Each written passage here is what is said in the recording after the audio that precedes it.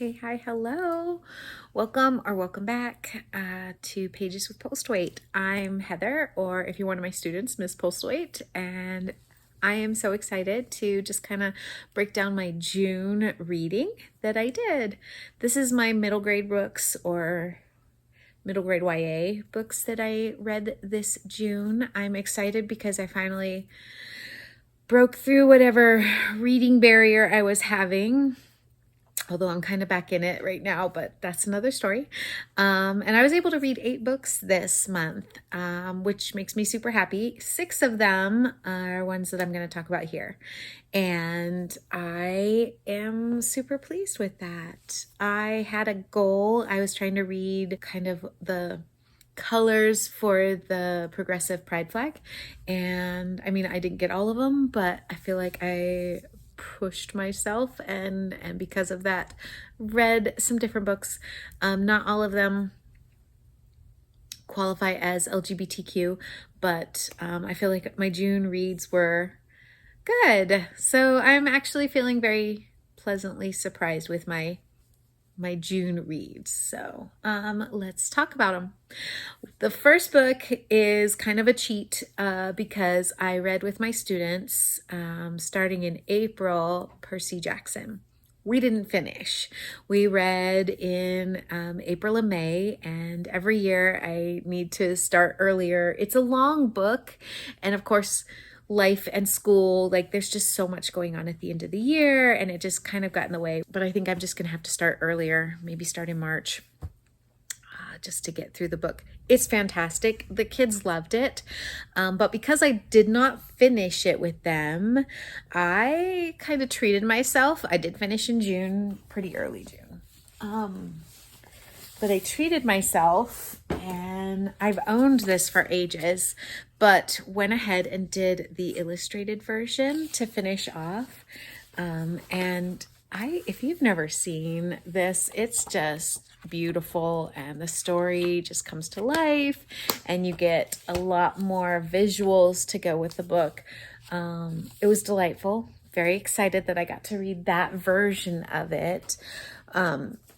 Because I pretty much read that mostly in some other months. I didn't necessarily count it for my reading the progressive pride flag. So it's one of them that just, I didn't count there. It just felt like a cheat to me. So whatever, I'm a rule stickler. After that, I'm in semi-order. I don't even remember what order I read.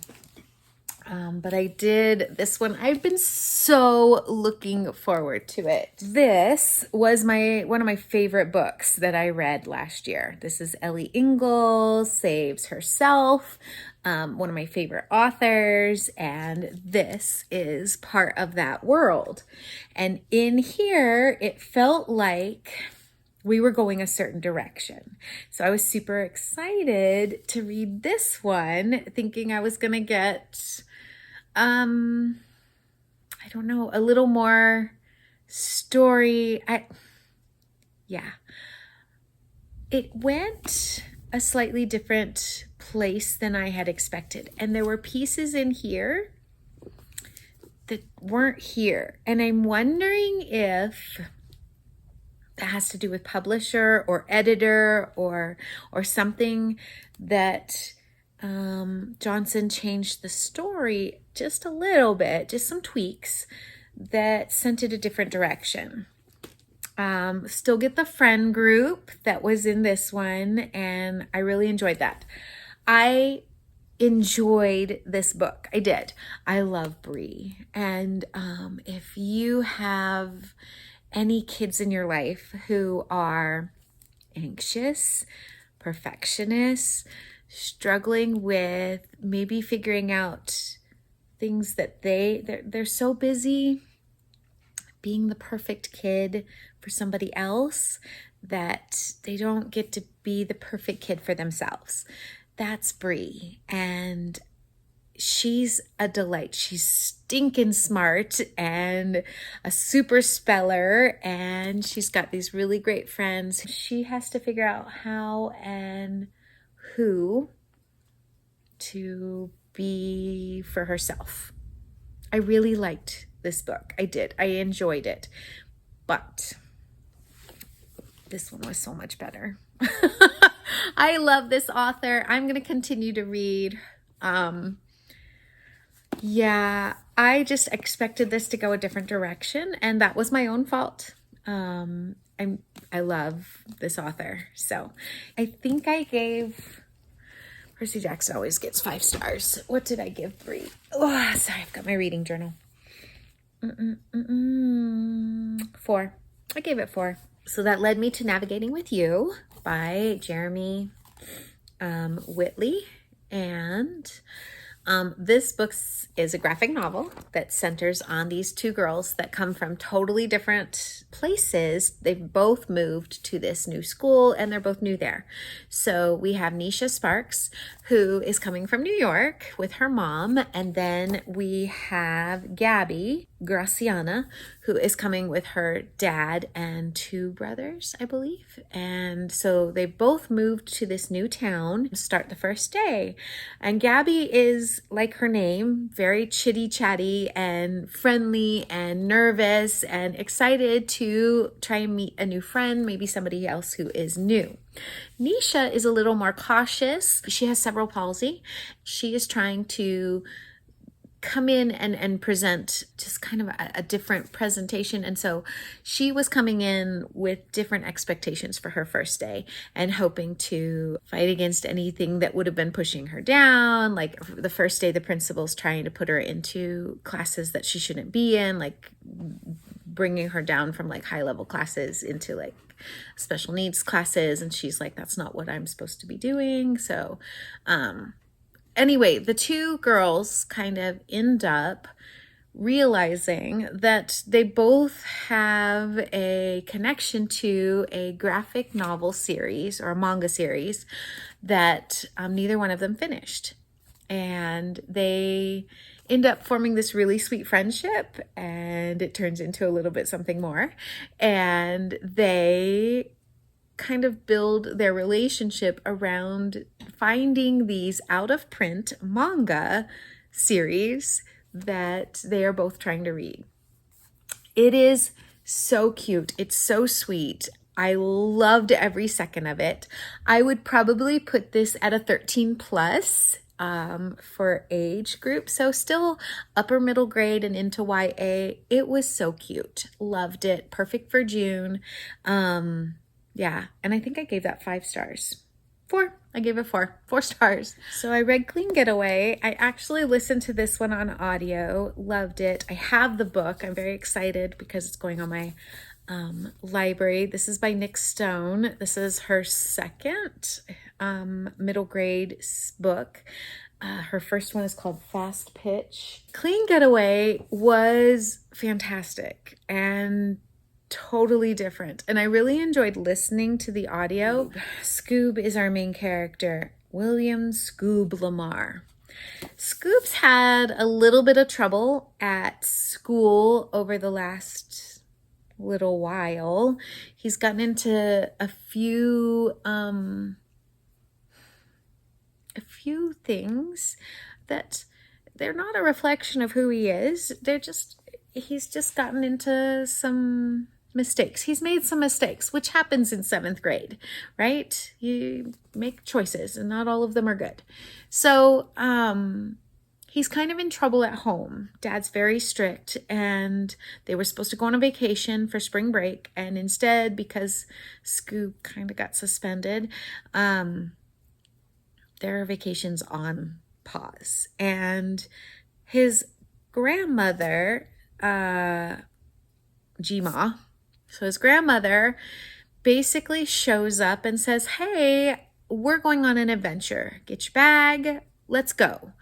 And they basically head off in an RV that she sold her house and bought and didn't tell anybody.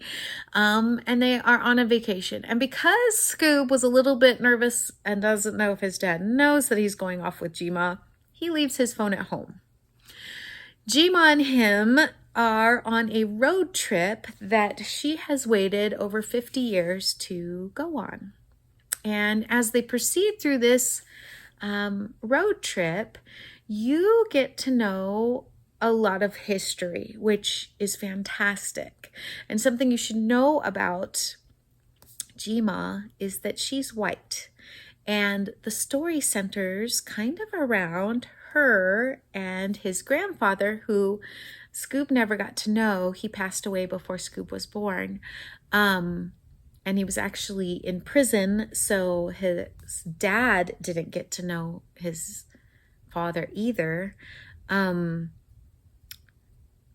There was a lot of civil rights history centering on this interracial couple in like the 50s and the 60s. And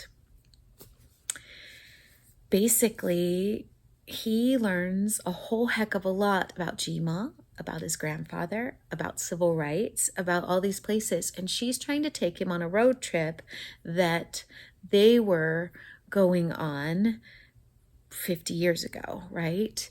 And they weren't able to go certain places. And all of this kind of gets revealed in this mystery and this adventure. I really don't want to ruin anything for you. It's a really good book.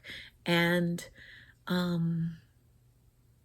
there's a lot of depth and unexpectedness in this storyline.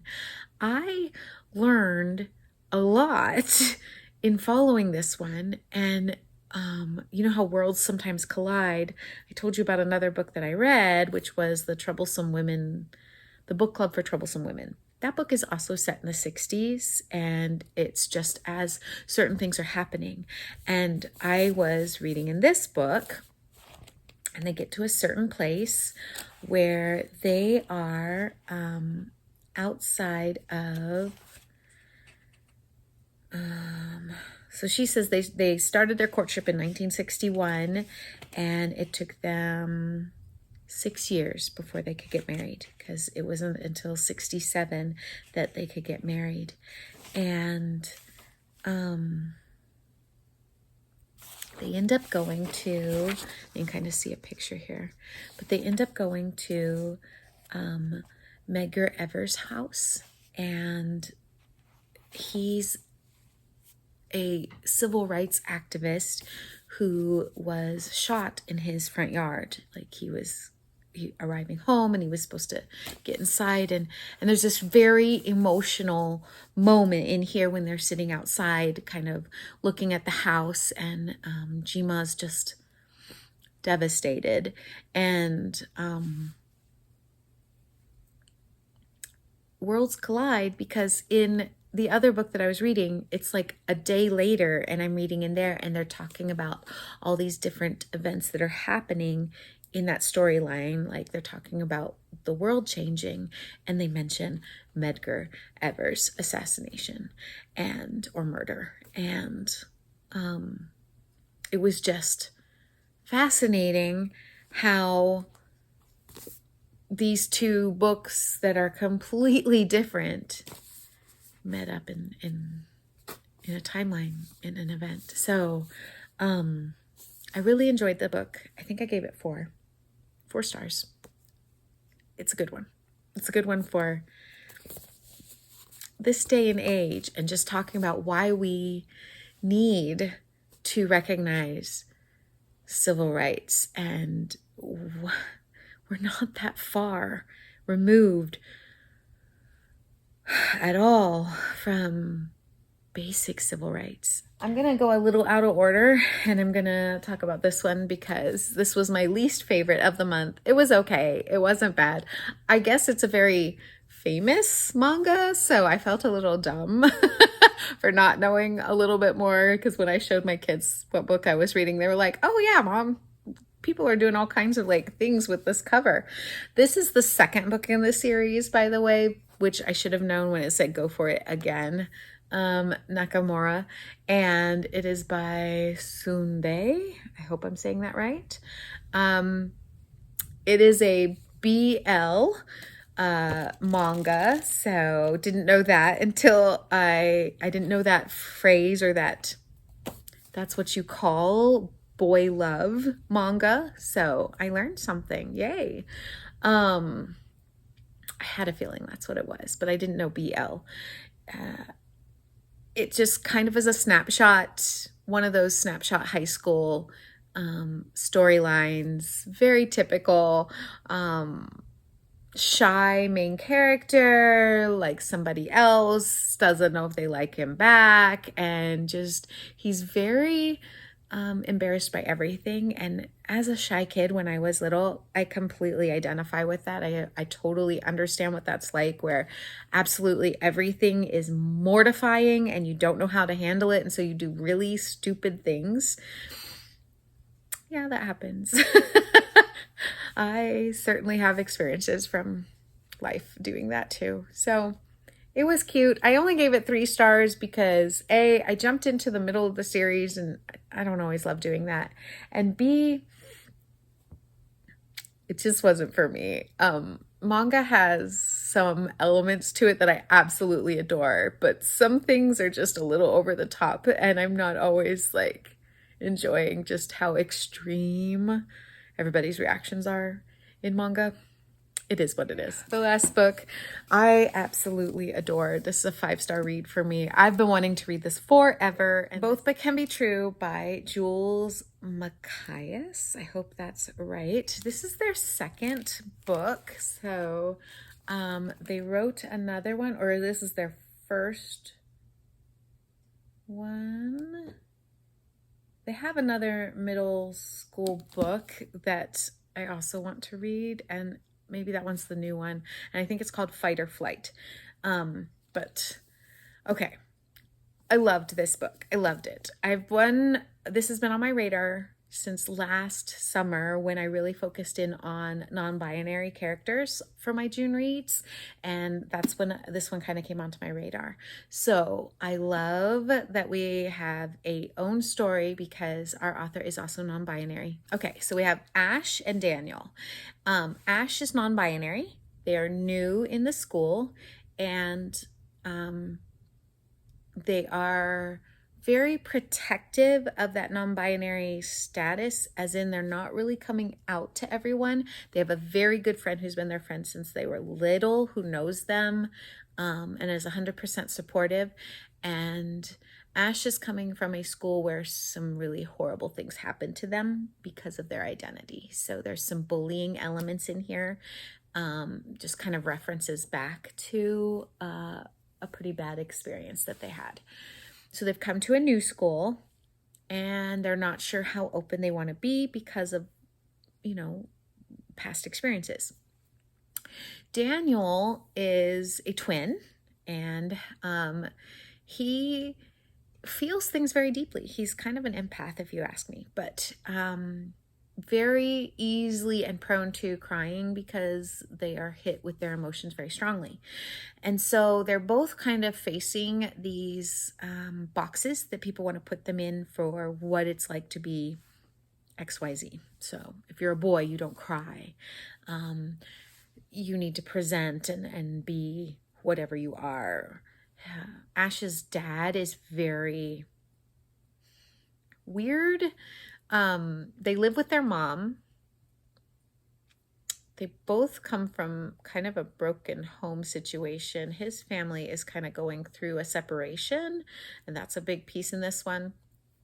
Ash's family is divorced, and they have a very estranged situation with their dad. Their dad is supportive of them being trans, but not supportive of the non-binary element, and wants them to just pick one so they can defend them in that space. And so they're struggling to embrace Ash. Hi, Pix. Embrace Ash in who they are, however they are. I really want to talk about a couple of things, but the book is adorable. Daniel ends up having to protect this adorable little dog that they have to keep it safe. It's a debacle. There's a huge debacle in this. And the kids make very unsafe situational choices that as an adult, I'm looking at, I'm going, no, don't do that. No, but it's a book. And they're adolescents. So I think they're in 7th grade. I have a couple things that I bookmarked, but I just wanted to talk a little bit about Ash. So in my experience with people that I care about that are non-binary,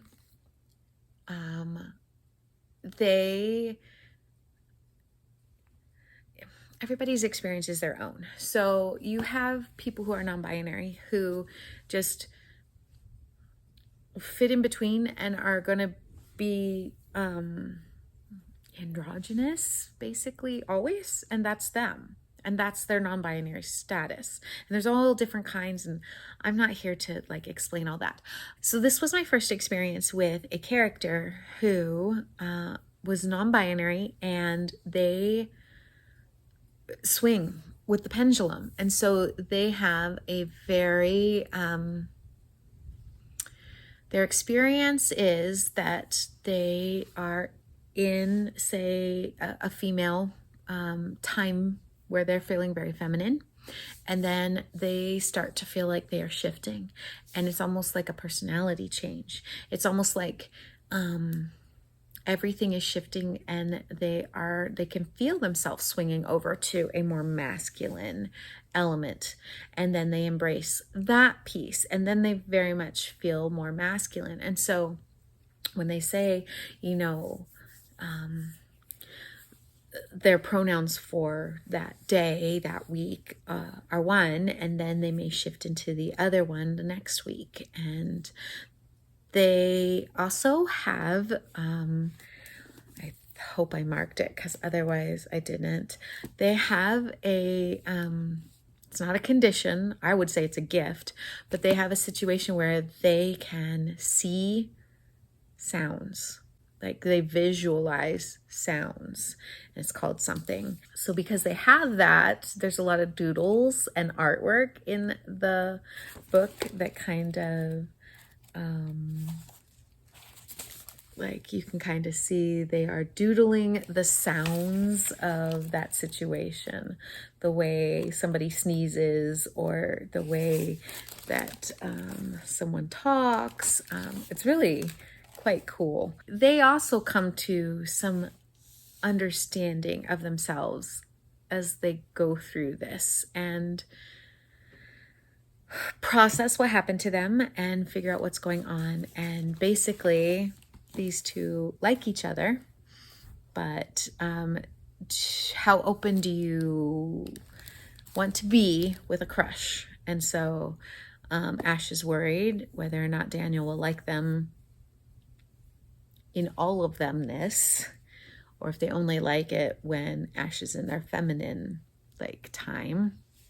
Daniel is worried about being too emotional, being too freely to cry and those kind of things, and if Ash is going to accept them in that. And it's really a darling, wonderful story. I really enjoyed it. So I wanted to share this. I wanted to read a little excerpt from here. It says, "It wasn't that long ago that being between genders felt like being stuck in a bad DJ crossfade. But for real, I'm my own DJ, and good DJs know how to layer music and how to fade one song into another so you're riding the wave of both for a few measures and they're working together instead of against each other. Those moments are complex and interesting and wonderful, the way the sky can be purple and orange at the same time at sunset, how the ocean can be deep and dark and bright and scary and exciting all at once." I thought that was like such a beautiful explanation for what a non-binary transition of gender might look like. That one got 5 stars from me. I had a couple of 5-star reads this month, so that's always fun for me. And that was my June, and now June is over and we're moving into July, and I'm stuck again. I'm in a little bit of a reading slump, but that's okay. I think it's because I just challenged myself a little too much with everything that I was doing, and that just overstimulated my brain, and I need to take it easy and just read for fun. So I'm still doing my connections challenge, but I'm not going to add anything extra to July, and whatever I read. So back to school for me anyway. So my summer's over, and yeah, school starts really fast here. So anyway, happy reading. And yeah, have you read any of the books that I read this summer? Anything you want to add to my reading pile of possibilities for July based off of what I read this month? Would love to hear it. Thanks so much, guys, and stay safe out there, and yeah, see you on the flip side.